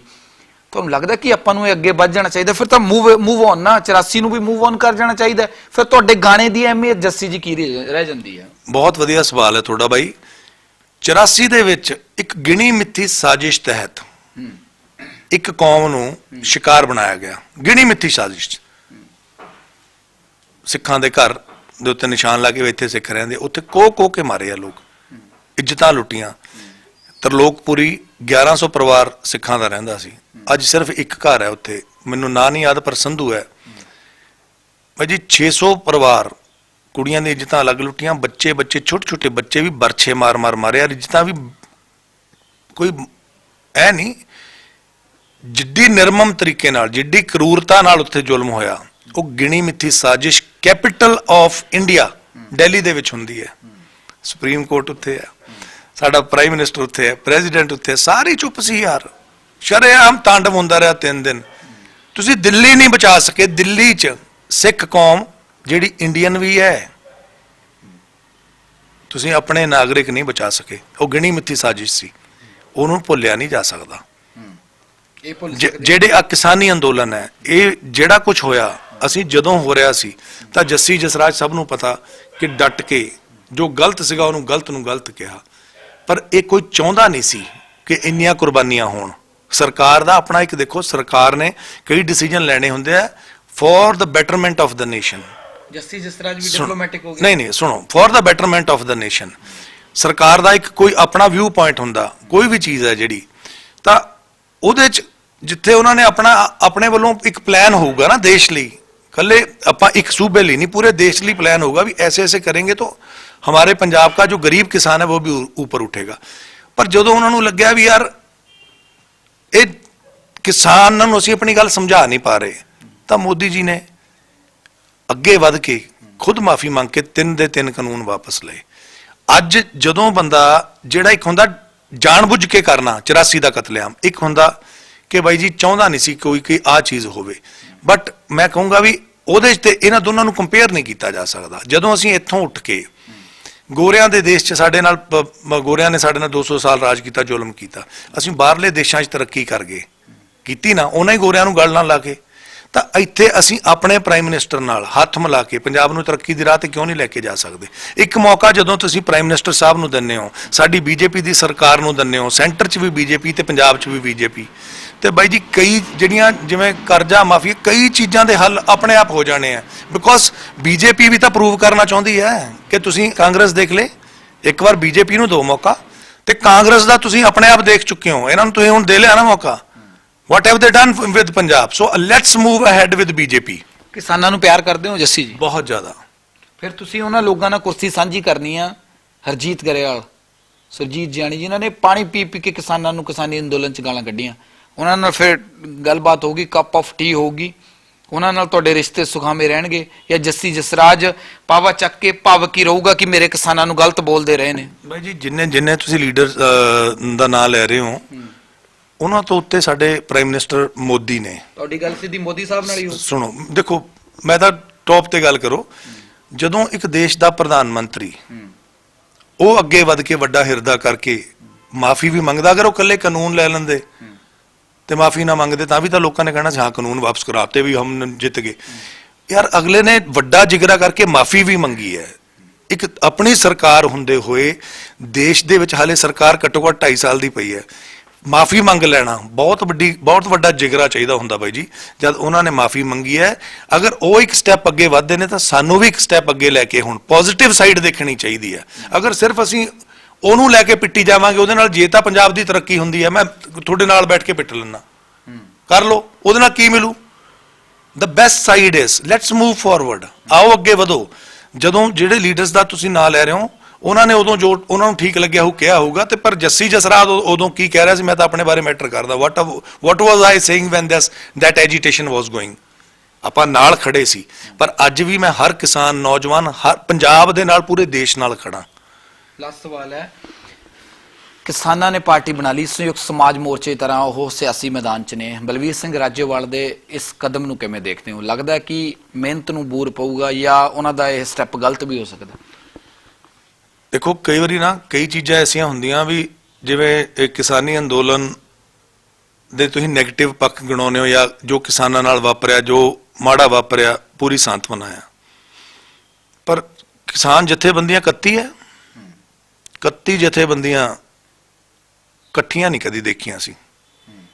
ਇੱਕ ਟਾਈਮ ਤੇ ਇਕੱਠੀਆਂ ਕੀਤੀਆਂ, ਪੰਜਾਬ ਨਹੀਂ ਪੂਰੇ ਦੇਸ਼ ਚੋਂ ਜਿਹੜਾ ਹੁੰਗਾਰਾ ਮਿਲਿਆ, ਪੂਰੀ ਵਰਲਡ ਵਾਈਡ ਕਿਸਾਨਾਂ ਦੇ ਹੱਕ 'ਚ ਲੋਕਾਂ ਨੇ ਆਪਣਾ ਫਤਵਾ ਦੇ ਰਹੇ ਸੀ। ਇਹ 31 ਸਿਰ ਕਦੀ ਜੁੜੇ ਨਹੀਂ। ਉੱਥੋਂ ਜਦੋਂ ਜਿੱਤ ਕੇ ਆਏ ਨੇ, ਹਾਲੇ ਅੰਬਾਲਾ ਨਹੀਂ ਟੱਪੇ। ਕਦੀ ਡੱਲੇਵਾਲ ਨੇ ਕਹਿਤਾ ਇਹ ਇਸਕਾ ਹੈ, ਰਾਜੇਵਾਲ ਨੇ ਕਹਿਤਾ ਉਹ ਉਹਦਾ, ਸਾਰੇ ਆਪਸ ਖੇਰੂ ਖੇਰੂ ਹੋ ਗਏ। ਤੁਹਾਨੂੰ ਅਗਰ ਤੁਸੀਂ ਮੋਦੀ ਜੀ ਨੂੰ ਜਾਂ ਕਿਸੇ ਨੂੰ ਕੁਝ ਇਲਜ਼ਾਮ ਦਿੰਦੇ ਹੋ, ਤੁਹਾਨੂੰ ਜੋੜਿਆ ਸੀ ਅੰਦੋਲਨ ਨੇ। ਤੁਹਾਨੂੰ ਧੰਨਵਾਦ ਕਰਨਾ ਚਾਹੀਦਾ, ਮੋਦੀ ਜੀ ਦਾ ਧੰਨਵਾਦ ਕਰਨਾ ਚਾਹੀਦਾ ਕਿ ਤੁਹਾਨੂੰ, ਅਗਰ ਤੁਸੀਂ ਜੋ ਮਰਜ਼ੀ ਕਿਹਾ ਹੋਊਗਾ, ਪਰ ਬਾਈ ਜੀ ਤੁਹਾਨੂੰ ਅੰਦੋਲਨ ਨੇ ਜੋੜਿਆ ਸੀ। ਤੁਸੀਂ ਇੱਥੇ ਆਉਂਦੇ ਹੀ ਅੰਬਾਲਾ ਨਹੀਂ ਟੱਪੇ, ਤੁਹਾਡੇ ਤੇ ਹੈਲੀਕਾਪਟਰ ਦੀ ਫੁੱਲਾਂ ਦੀ ਵਰਖਾ ਹੋ ਰਹੀ ਸੀ। ਇੱਥੇ ਆਉਂਦੇ ਹੀ ਖੇਰੂ ਖੇਰੂ ਹੋ ਗਏ। ਅੱਜ ਆਪਣੇ ਚੜੂਨੀ ਸਾਹਿਬ ਇੱਧਰ, ਰਾਜੇਵਾਲ ਸਾਹਿਬ ਇੱਧਰ, ਕਿੱਥੇ ਆ ਤੁਹਾਡੀ ਏਕਤਾ ਬਈ? ਫਰੀਦਾ ਜੇ ਤੂੰ ਅਕਲ ਲਤੀਫ ਹੈ, ਕਾਲੇ ਲਿਖ ਨਾ ਲੇਖ, ਆਪਨੜੇ ਗਰੀਬਾਨ ਮੈਂ ਸਿਰ ਨੀਵਾਂ ਕਰ ਦੇਖ। ਏਕਤਾ ਦੇ ਵਿੱਚ ਬਲ ਹੁੰਦਾ। ਏਕਤਾ ਕਿੱਥੇ ਹੈ? ਪੰਜਾਬ ਨੂੰ ਬਹੁਤ ਜ਼ਿਆਦਾ ਲੋੜ ਹੈ, ਇਸ ਦੇਸ਼ ਨੂੰ ਬਹੁਤ ਜ਼ਿਆਦਾ ਲੋੜ ਹੈ ਸੂਝਵਾਨ ਲੋਕਾਂ ਦੀ, ਪ੍ਰੈਕਟੀਕਲ ਲੋਕਾਂ ਦੀ, ਜਿਹੜੇ ਆਪਣੇ ਨਿੱਜੀ ਹਿੱਤ ਛੱਡ ਕੇ ਪੰਜਾਬ ਲਈ ਲੜਦੇ। ਤੁਸੀਂ ਇਕੱਠੇ ਰਹਿੰਦੇ, ਪਰ ਤੁਸੀਂ ਜਦ ਇਕੱਠੇ ਹੀ ਹੈ ਨਹੀਂ ਤਾਂ ਕੀ ਹੱਲ ਕਰੋਗੇ ਤੁਸੀਂ ਕਿਸਾਨਾਂ ਦਾ? ਹੁਣ ਕੀ ਹੱਲ ਕਰੋਗੇ ਤੁਸੀਂ ਪੰਜਾਬ ਦਾ? ਹੁਣ ਸੋ ਆਪਣੀ ਵੋਟ ਅਗਰ ਪਾਉਣੀ ਹੈ, ਤੁਹਾਨੂੰ ਮੋਦੀ ਜੀ ਨੇ ਹੱਥ ਵਧਾਇਆ ਸੀ ਕਿਸਾਨਾਂ ਵੱਲ, ਵੱਡੇ ਫੈਨ ਹੋ ਗਏ ਮੋਦੀ ਜੀ। ਨਹੀਂ, ਦੇਖੋ ਮੈਂ ਕਹੂੰਗਾ ਵੀ ਤੁਹਾਨੂੰ ਇੱਕ ਟੈਂਕੀ ਨਾਲ, ਜਿਹੜੀ ਟੈਂਕੀ ਤੋਂ ਪਾਣੀ ਆਉਣਾ, ਉਹ ਟੈਂਕੀ ਦੇ ਨਾਲ ਜਿਹੜੀ ਕੋਈ ਵੀ ਟੂਟੀ ਖੋਲੋਗੇ, ਹਰ ਟੂਟੀ ਚੋਂ ਪਾਣੀ ਵਧੀਆ ਆਊਗਾ, ਤੇਜ਼ ਆਊਗਾ, ਬਿਨਾਂ ਰੁਕਾਵਟ ਆਊਗਾ। ਔਰ ਉਹ ਟੈਂਕੀ ਲਈ ਵੀ ਪ੍ਰੂਵ ਕਰਨਾ ਹੋਊਗਾ ਕਿ ਇੱਥੇ ਹੁਣ ਪੰਜਾਬ ਮੇਰਾ ਸੂਬਾ, ਇੱਥੇ ਆਪਾਂ ਨੂੰ ਪ੍ਰੂਵ ਕਰਨਾ ਪੈਣਾ। ਛੋਟੀਆਂ ਦੋ ਗੱਲਾਂ ਹੋਰ ਪੁੱਛ ਲੈਣਾ, ਹੁਣ ਇਲੈਕਸ਼ਨ ਕਿੱਥੋਂ ਤੇ ਕਿਵੇਂ ਲੜ ਰਹੇ ਹੋ? ਡੀਲ ਕਿਹੜੀ ਹੋਈ ਹੈ ਸ਼ਾਮਲ ਹੋ ਕੇ? ਭਾਜੀ ਕੋਈ ਡੀਲ ਨਹੀਂ, ਬਿਨਾ ਕੰਡੀਸ਼ਨ ਤੋਂ ਅਨਕੰਡੀਸ਼ਨਲ ਉਹ ਹੋਇਆ। ਮੈਨੂੰ ਟਿਕਟ ਦੀ ਵੀ ਆਫਰ ਸੀ, ਪਰ ਮੈਂ ਕਿਹਾ ਜੀ ਮੈਂ ਲੜਨਾ ਨਹੀਂ, ਇਲੈਕਸ਼ਨ ਨਹੀਂ ਲੜਨਾ ਵੀ ਮੈਨੂੰ ਹੋਰ ਬੜੇ ਕੰਮ ਕਰਨ ਵਾਲੇ ਆ ਵੀ ਇਲੈਕਸ਼ਨ ਲੜ ਕੇ ਮੈਨੂੰ ਇੱਕ ਏਰੀਏ ਦੀ ਹਾਲੇ ਮੈਂ ਜ਼ਿੰਮੇਵਾਰੀ, ਮੈਂ ਸੋਚਦਾ ਮੈਨੂੰ ਹੋਰ ਵੱਡਾ ਕੰਮ ਦਿਓ। ਮੈਂ ਕਿਹਾ ਮੈਂ ਇਹ ਨਹੀਂ ਕਰ ਸਕਦਾ। ਉਹ ਕਹਿੰਦੇ ਲੜ ਲਾ। ਮੈਂ ਕਿਹਾ ਨਹੀਂ, ਮੈਨੂੰ ਹੋਰ ਪਾਰਟੀਆਂ ਦੀ ਵੀ ਆਫਰ ਸੀ ਵੀ ਆ ਜਾ ਸਾਡੇ ਵੱਲੋਂ। ਉਹ ਕਹਿੰਦੇ ਤੂੰ ਉਹਦੇ ਵਿਰੁੱਧ ਮੋਰਚਾ ਖੋਲ ਦਿਆ ਕਰਦੇ। ਮੈਂ ਕਿਹਾ ਬਾਈ ਗੱਲ ਸੁਣ, ਮੈਂ ਪੰਜਾਬ ਦੀ ਬਿਹਤਰੀ ਲਈ ਕੰਮ ਕਰਨਾ। ਟਿਕਟਾਂ ਦਾ ਹੁਣ ਤੁਸੀਂ ਮੈਨੂੰ ਕਦੋਂ ਤੋਂ ਤੁਸੀਂ ਕਹਿੰਦੇ ਹੋ ਨਾ ਮੇਰੇ ਫੈਨ ਹੋ, ਇਹਦਾ ਮਤਲਬ ਤੁਸੀਂ ਮੇਰੇ ਸੌਂਗਸ ਨੂੰ ਪਸੰਦ ਕੀਤਾ ਹੋਣਾ, ਮੇਰੀ ਸੋਚ ਨੂੰ ਪਸੰਦ ਕੀਤਾ ਹੋਣਾ। 2014 ਚ ਸਭ ਤੋਂ ਔਖੀ ਸੀਟ ਕਿਹੜੀ ਸੀ ਇਲੈਕਸ਼ਨ ਦੀ ਲੜਨ ਵਾਲੀ ਪੰਜਾਬ ਚ? ਸਰਕਾਰ ਅਕਾਲੀ ਦਲ ਦੀ ਸੀ। MP ਦੀ ਸੀਟ ਜਦੋਂ ਆਮ ਆਦਮੀ ਪਾਰਟੀ ਵੱਲੋਂ, ਸਭ ਤੋਂ ਔਖੀ ਸੀਟ ਕਿਹੜੀ ਸੀ? ਬਿਲਕੁਲ ਬਠਿੰਡਾ ਸੀ। ਬਠਿੰਡਾ ਸੀ। ਲੜੇ ਆ ਨਾ। ਇੱਕ ਦਾਗ ਦੱਸ ਦਿਓ ਕੋਈ ਬੰਦਾ ਵੀ ਯਾਰ ਜੱਸੀ ਉੱਥੇ ਡਰਿਆ ਹੋਵੇ, ਵਿਕਿਆ ਹੋਵੇ, ਭੱਜਿਆ ਹੋਵੇ। ਨਹੀਂ, ਖੜੇ ਆ ਨਾ ਡਟ ਕੇ। ਜਦੋਂ 2014 ਤੋਂ ਬਾਅਦ 2015 ਚ ਕੇਜਰੀਵਾਲ ਦੀ ਦੁਬਾਰਾ ਸਰਕਾਰ ਬਣਦੀ ਆ ਦਿੱਲੀ 'ਚ, 3 ਬੰਦਿਆਂ ਦਾ ਨਾਮ ਆਉਂਦਾ, ਜੱਸੀ ਜਸਰਾਜ, ਭਗਵੰਤ ਮਾਨ, ਕੁਮਾਰ ਵਿਸ਼ਵਾਸ ਤੇ ਚੌਥਾ ਵਿਸ਼ਾਲ ਦੁਦਲਾਨੀ। ਕਹਿੰਦੇ ਇਸ ਬੰਦੇ ਕੇ ਪ੍ਰਚਾਰ ਜਿਹਨੇ ਉਦੋਂ, ਹੁਣ ਮੈਂ ਕੀ ਦੱਸਾਂ, 5-5 6-6 ਜਨ ਸਭਾ ਦੇਸ਼ ਦੀ ਰਾਜਧਾਨੀ ਦੇ ਵਿੱਚ ਜੱਸੀ ਨੂੰ ਸਭ ਤੋਂ ਜ਼ਿਆਦਾ ਡਿਮਾਂਡ ਸੀ, ਕਹਿੰਦੇ ਉਹ ਲੰਬੇ ਸੇ ਸਰਦਾਰ ਜੀ ਭੇਜ ਦਿਓ। ਉਹਨਾਂ ਨੂੰ ਕਈਆਂ ਨੂੰ ਨਾਂ ਨਹੀਂ ਸੀ ਆਉਂਦਾ, ਅਰੇ ਭਾਈ ਉਹ ਬੜਾ ਜਜ਼ਬਾਤੀ ਹੈ, ਬਹੁਤ ਅੱਛਾ ਬੰਦਾ ਹੈ, ਮੈਂ ਤੁਮ ਬਸ ਉਹ ਭੇਜ ਦਿਓ। ਤਾਂ ਉੱਥੇ ਵੀ ਜਾ ਕੇ ਪ੍ਰਚਾਰ ਕਰਕੇ ਸਰਕਾਰ ਬਣਾਈ। ਕੇਜਰੀਵਾਲ ਸਾਹਿਬ ਜਿੱਦਣ ਜਿੱਤ ਰਹੇ ਸੀ ਉਦਣ कहता है, ਕਹਿੰਦੇ ਇਹ ਹਮਾਰਾ ਮਿਨਿਸਟਰ ਹੈ ਪੰਜਾਬ ਦਾ। ਹਾਲੇ ਰਿਜ਼ਲਟ ਆ ਰਹੇ ਸੀ, 44 ਸੀਟਾਂ ਆਈਆਂ ਸੀ, ਉਦੋਂ 67 ਸੀਟਾਂ ਆਈਆਂ ਸੀ ਪੂਰੀਆਂ ਸਾਡੀਆਂ ਆਮ ਆਦਮੀ ਪਾਰਟੀ। ਕਹਿੰਦੇ ਇਹ ਹਮਾਰਾ ਮਿਨਿਸਟਰ ਹੈ। ਮੈਂ ਕਿਹਾ ਜੀ ਮਿਨਿਸਟਰੀ ਛੱਡੋ, ਹੋਰ ਗੱਲ ਕਰੋ। मैं वो तो सरकार बनेगी तब है, पहले सरकार बनाने के लिए यत्न करो। भाई जी दिलों जोर लाया। 2014 सब तो औखी सीट लड़ी, 2015 ਚ ਕੇਜਰੀਵਾਲ ਨੂੰ ਦੁਬਾਰਾ ਮੁੱਖ ਮੰਤਰੀ ਬਣਾਇਆ। ਕੀ ਮੈਨੂੰ ਐਮਐਲਏ ਦੀ ਸੀਟ ਮਿਲਦੀ ਨਹੀਂ ਸੀ? ਪੰਜਾਬ 'ਚ ਮਿਲਦੀ ਸੀ ਨਾ। ਕੀ ਕਰਨਾ ਸੀ? ਸਿਰਫ ਇਹਨਾਂ ਨੂੰ ਸਰੋਪੇ ਪਾਉਣ ਤੋਂ ਰੋਕਣਾ ਮੇਰੀ ਜ਼ਿੰਮੇਵਾਰੀ ਸੀ। ਹੁਣ ਤੁਸੀਂ ਵੀ ਤਾਂ ਪਾਰਟੀ ਬਦਲ ਕੇ ਸਰੋਪਾ ਹੀ ਪਾਇਆ ਨਾ, same thing at all. No it's not same thing, it's not same thing. ਉੱਥੇ ਇੱਕ ਜਿਹੜੀ ਇੱਕ ਨਵੀਂ ਪੁੰਗਰ ਰਹੀ ਪਾਰਟੀ ਸੀ, ਇੱਥੇ ਇੱਕ ਪਹਿਲਾਂ ਹੀ ਸੰਪੰਨ ਪਾਰਟੀ ਹੈ। ਉਹਦੇ ਵਿੱਚ ਮੈਂ ਇੱਕ ਛੋਟਾ ਜਿਹਾ ਕਿਣਕਾ ਜਿਹੜਾ ਆਪਣਾ ਯੋਗਦਾਨ ਪਾਊਂਗਾ। ਉਹ ਇੱਕ ਛੋਟਾ ਜਿਹਾ ਕਿਣਕਾ ਸੀ ਜਿਹਨੂੰ ਅਸੀਂ ਵੱਡਾ ਕਰਨਾ ਸੀ। ਉਹ ਕਿਣਕੇ ਦੀ ਉਦੋਂ ਹੀ ਭਰੂਣ ਹੱਤਿਆ ਕਰਤੀ ਇਹਨਾਂ ਲੋਕਾਂ ਨੇ। ਸੋ ਉਦੋਂ ਕੀ ਜੱਸੀ ਨੂੰ ਟਿਕਟ ਨਹੀਂ ਸੀ ਮਿਲਦੀ? ਕੀ ਜੱਸੀ ਨੂੰ ਉਹ ਤੋਂ ਬਾਅਦ ਟਿਕਟ ਨਹੀਂ ਸੀ ਮਿਲਦੀ? ਕੀ ਜੱਸੀ ਨੂੰ ਇਸ ਵਾਰ ਟਿਕਟ ਨਹੀਂ ਸੀ ਮਿਲਦੀ? ਭਾਜੀ ਟਿਕਟਾਂ ਟੁਕਟਾਂ ਮੈਂ ਉਦੋਂ ਵੀ, ਮੇਰੇ ਜੇ ਤੁਸੀਂ ਵੀਡੀਓ ਕੱਢ ਕੇ ਦੇਖੋਗੇ, ਜੱਸੀ ਟਿਕਟਾਂ ਦੇ ਲਾਲਚ 'ਚ ਨਹੀਂ ਪੈਂਦਾ। ਮੈਂ ਕਦੀ ਕੰਡੀਸ਼ਨ ਰੱਖ ਕੇ ਨਹੀਂ ਆਉਂਦਾ ਕਿ ਮੈਨੂੰ ਆਹ ਕਰੋਗੇ ਤਾਂ ਮੇਰੀ ਮੈਂ ਸੇਵਾ ਕਰੂੰਗਾ। ਤੁਸੀਂ ਅਨਕੰਡੀਸ਼ਨਲ ਆਓ, ਤੁਹਾਡੇ ਜੋ ਤੁਹਾਡੇ ਇੱਥੇ ਲਿਖਿਆ ਮਸਤਕ 'ਚ ਕੋਈ ਨਹੀਂ ਰੋਕ ਸਕਦਾ। ਬਸ ਛੋਟੀਆਂ ਛੋਟੀਆਂ ਦੋ ਗੱਲਾਂ ਹੀ ਪੁੱਛਣੀਆਂ। ਆਰਐਸਐਸ ਦੀ ਆਈਡੀਓਲੋਜੀ ਮੰਨਦੇ ਹੋ? ਨਹੀਂ ਜੀ, ਮੈਂ ਭਾਰਤੀ ਨਾਗਰਿਕ ਹੋਣ ਦੇ ਨਾਤੇ ਮੈਂ ਦੇਸ਼ ਦੀ ਆਈਡੀਓਲੋਜੀ ਨੂੰ ਮੰਨਦਾ, ਜਿਹਦੇ 'ਚ ਹਰ ਧਰਮ, ਹਰ ਵਰਗ ਸੰਪੰਨ ਰਹੇ, ਸੁਖੀ ਰਹੇ, ਖੁਸ਼ ਰਹੇ। ਕੋਈ ਵੀ ਧਰਮ ਤੋਂ ਕਿਸੇ ਵੀ ਧਰਮ ਨੂੰ ਕੋਈ ਖਤਰਾ ਨਾ ਹੋਵੇ। ਸਾਰੇ ਧਰਮ ਵਧਣ ਫੁੱਲਣ, ਇਹ ਨੈਸ਼ਨਲ ਇੰਟੀਗ੍ਰੇਸ਼ਨ, ਅਸੀਂ ਇਕੱਠੇ ਹੋ ਕੇ ਸਾਰੇ ਇੱਕ ਦੂਜੇ ਦੇ ਧਰਮ ਦਾ ਸਤਿਕਾਰ ਕਰੀਏ। ਤੇ ਹੁਣ ਜੱਸੀ ਜਸਰਾਜ ਬੀਜੇਪੀ 'ਚ ਹੀ ਰਹੂਗਾ, ਪਾਰਟੀ ਤਾਂ ਨਹੀਂ ਬਦਲੂਗਾ? ਨਹੀਂ, ਮੈਂ ਹੁਣ ਤਾਂ ਮੇਰੇ ਹੱਥ ਜੁੜਦੇ ਆ। ਨੈਸ਼ਨਲ ਪਾਰਟੀਆਂ ਦੋ ਨੇ। ਇੱਕ ਪਾਰਟੀ ਜਿਹੜੀ ਚੁਣ ਲਈ, ਅਸੀਂ ਤਾਂ ਕੇਜਰੀਵਾਲ ਉਦੋਂ ਨਹੀਂ ਛੱਡਿਆ ਜਦੋਂ ਬਾਈ ਜੀ ਇਹਨਾਂ ਨੇ ਮੈਨੂੰ ਪਾਰਟੀ ਤੋਂ ਵੀ ਕੱਢਤਾ 2016 ਚ। ਤੁਹਾਨੂੰ ਯਾਦ ਹੋਊ ਜਦੋਂ ਮੈਂ ਇਹਨਾਂ ਨੂੰ ਸਰੋਪੇ ਪਾਉਣ ਤੋਂ ਮਨਾ ਕਰਦਾ ਸੀ ਕੇਜਰੀਵਾਲ ਨੂੰ, ਭਗਵੰਤ ਮਾਨ ਨੂੰ। ਸੁਣ ਲਓ, ਮੈਂ ਉਹ ਪੀਪੀਪੀ ਤੋਂ ਚੱਕ ਬੰਦੇ, ਮੈਂ ਕੀ ਕਰੀ ਜਾਂਦਾ ਹੋਏ ਆ ਗੁਰਪ੍ਰੀਤ ਭੱਟੇ ਪਤਾ ਕਿੰਨੇ ਬੰਦੇ ਇਹੋ ਜਿਹੇ ਸੀ ਜਿਹੜੇ ਕਦੀ ਇਧਰੋਂ ਉਧਰੋਂ ਚੱਕ ਕੇ ਲੈ ਰਹੇ ਸੀ। ਉਹ ਮੈਂ ਕਿਹਾ ਯਾਰ ਤੂੰ ਉਹ ਬੰਦਿਆਂ ਤੇ 117 ਬੰਦੇ ਇਮਾਨਦਾਰ ਰੱਖੋ, ਤੁਸੀਂ ਨਾਲ ਹੋ ਦੂਜੀਆਂ ਪਾਰਟੀਆਂ ਦੇ ਬੰਦੇ। ਬਟ ਕੋਈ ਸੁਣਦਾ ਨਹੀਂ ਸੀ। ਅੱਜ ਜਦੋਂ ਪੰਜਾਬ ਇੱਕ ਬਿਲਕੁਲ ਉਸ ਸਥਿਤੀ 'ਚ ਪਹੁੰਚ ਗਿਆ ਕਾਂਗਰਸ ਦੇ ਪਿਛਲੇ ਰਾਜ 'ਚ ਵੀ, ਤਾਂ ਮੈਨੂੰ ਲੱਗਦਾ ਕਿ BJP is the best choice right now. ਔਰ ਪ੍ਰਮਾਤਮਾ ਕਰੇ ਕਿ ਬੀਜੇਪੀ ਦੀ ਸਰਕਾਰ ਪੰਜਾਬ 'ਚ ਹਰ ਹਾਲ 'ਚ ਬਣੇ, ਸਾਡਾ ਇਹ ਸੁਪਨਾ ਪੂਰਾ ਹੋਵੇ ਤੇ ਅਸੀਂ ਪੰਜਾਬੀਆਂ ਲਈ ਕੁਝ ਕਰ ਸਕੀਏ। ਜਦੋਂ ਅਸੀਂ ਪੰਜਾਬੀਆਂ ਨੂੰ ਡਿਲੀਵਰ ਕਰਕੇ ਦੇਵਾਂਗੇ, ਇਸ ਦੇਸ਼ ਨੂੰ ਡਿਲੀਵਰ ਕਰਕੇ ਦੇਵਾਂਗੇ, ਤੇ ਬਾਈ ਜੀ ਸਾਰਾ ਦੇਸ਼ ਹੀ ਚਾਹੂਗਾ ਵੀ ਬੀਜੇਪੀ ਵਰਗੀ ਸਰਕਾਰ ਹਰ ਦੇਸ਼ 'ਚ ਹੋਵੇ, ਇਕੱਲੀ ਇੱਥੇ ਇਸ ਦੇਸ਼ 'ਚ ਨਾ ਹੋਵੇ। ਬਹੁਤ ਮਿਹਰਬਾਨੀ ਗੱਲਬਾਤ ਦੇ ਲਈ। ਜੱਸੀ ਜਸਰਾਜ ਬਿੱਕਰ ਬਾਈ ਸੈਂਟੀਮੈਂਟਲ ਨੇ। ਭਾਵੁਕ ਡਿਸੀਜਨ ਲੈਣ ਦੇ ਲਈ ਜੱਸੀ ਜਸਰਾਜ ਨੂੰ ਜਾਣਿਆ ਜਾਂਦਾ। ਸਭ ਨੂੰ ਚੁਕਾਇਆ, ਜਦੋਂ VOTING 'ਚ ਥੋੜੀ ਦੇਰ ਸੀ ਤਾਂ ਬੀਜੇਪੀ ਜੁਆਇਨ ਕਰ ਲੈਂਦੇ ਨੇ। ਸੋ ਸਾਰੇ ਉਹ ਕੌੜੇ ਸਵਾਲਾਂ ਦੇ ਜਵਾਬ ਅਸੀਂ ਜੱਸੀ ਜਸਰਾਜ ਤੋਂ ਲੈਣ ਦੀ ਕੋਸ਼ਿਸ਼ ਕੀਤੀ ਆ। ਕਿਸਾਨੀ ਅੰਦੋਲਨ ਨੂੰ ਲੈ ਕੇ ਹਰ ਗੱਲ ਜੱਸੀ ਜਸਰਾਜ ਨਾਲ ਕਰਨ ਦੀ ਕੋਸ਼ਿਸ਼ ਕੀਤੀ ਔਰ ਕਿਹਾ ਕਿ ਮੈਂ ਬੀਜੇਪੀ 'ਚ ਹੀ ਰਵਾਂਗਾ। ਹੁਣ ਮੈਂ ਹੱਥ ਜੋੜਤੇ। ਇਹਨਾਂ ਦਾ ਕਹਿਣਾ ਕਿ ਨੈਸ਼ਨਲ ਪਾਰਟੀ ਨਾਲ ਜੁੜ ਕੇ ਪੰਜਾਬ ਦਾ ਭਲਾ ਹੋ ਸਕਦਾ ਹੈ। ਮੈਂ ਕਿਸੇ ਦੀ ਵਿਚਾਰਧਾਰਾ ਨਹੀਂ, ਦੇਸ਼ ਦੀ ਵਿਚਾਰਧਾਰਾ ਨਾਲ ਚੱਲਣਾ ਚਾਹੁੰਦਾ। ਇਹ ਗੱਲ ਜੱਸੀ ਜਸਰਾਜ ਨੇ ਆਖੀ ਹੈ। ਕੈਮਰਾਮੈਨ ਰੋਸ਼ਨ ਦੇ ਨਾਲ ਗਗਨ ਸ਼ੁਕਲਾ, ਡੇਲੀ ਪੋਸਟ ਪੰਜਾਬੀ।